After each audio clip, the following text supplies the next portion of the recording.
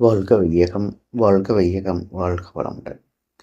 மகானின் சரித்திரம் என்ற தலைப்பில் இரண்டாவது பாகமாக இப்பொழுது நாம் சிந்திக்க இருக்கிறோம். பூர்வீக தொழில்.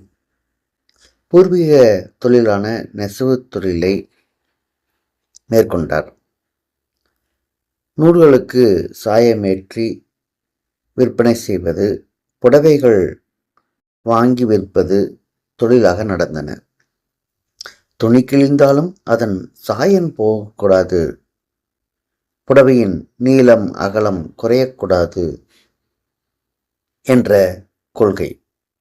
நூல்களுக்கு சாயம் ஏற்றும் போதும் சாயங்களை தக்க விகிதத்தில் சேர்க்கும் போதும் தானே உடனிருந்து பணிகளை செய்ததன்று.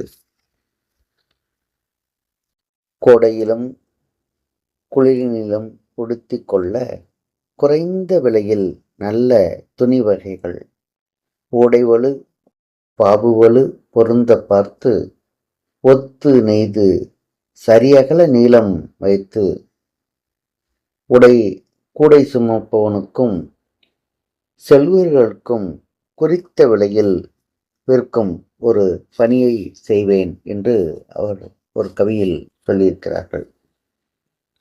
வேதாத்திரி பச்சை என்பது துணி வியாபாரிகளிடம் பெயர் பெற்ற ஒன்றாக இருந்தது. சுத்தப்படுத்தாத நூலில் எண்ணெய் பசை இருக்கும். நூலை சுத்தம் செய்யாமலே பிளீச்சிங் செய்யாமல் சாயத்தை ஏற்றுவதால் எண்ணெய் பச்சையுடைய நூல் முழுவதுமாக சாயத்தை உள்வாங்கிக் கொள்ளும். அதனால் சாயமிட்ட துணிகள் மினுமினுப்போடு இருக்கும்.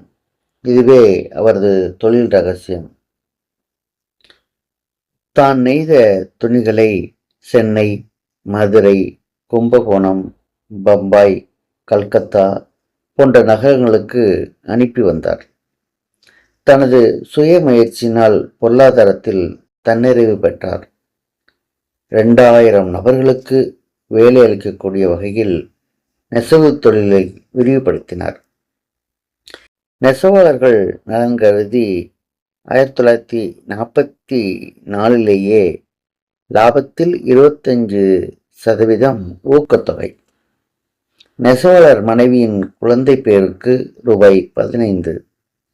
நெசவாளர் இல்லத்தில் மரணம் நிகழ்ந்தால் மரண செலவுக்கு ரூபாய் 25 என்று வழங்கினார். அடுத்ததாக அவருடைய மன வாழ்க்கை, அதை பற்றி நம்ம தெரிந்து கொள்வோம். தனது சகோதரியின் மகளான லோகாம்பாளை மணந்து இல்லற வாழ்க்கையை தொடங்கினார்.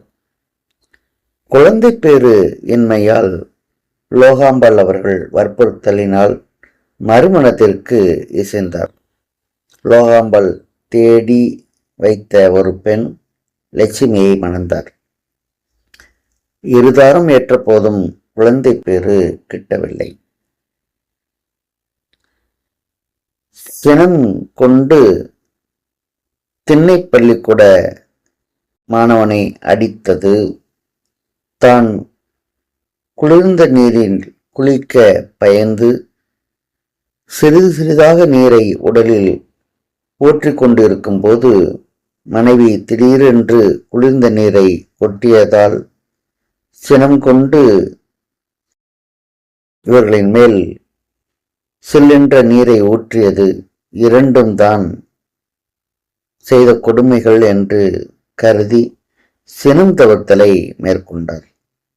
இல்லறத்திலும் நெசவு தொழிலும் ஈடுபாடு அதிகமிருந்த போதிலும் அவருக்கு ஆன்மீக தேடலில் எப்போதும் மிகுந்த ஆர்வம் இருந்தது.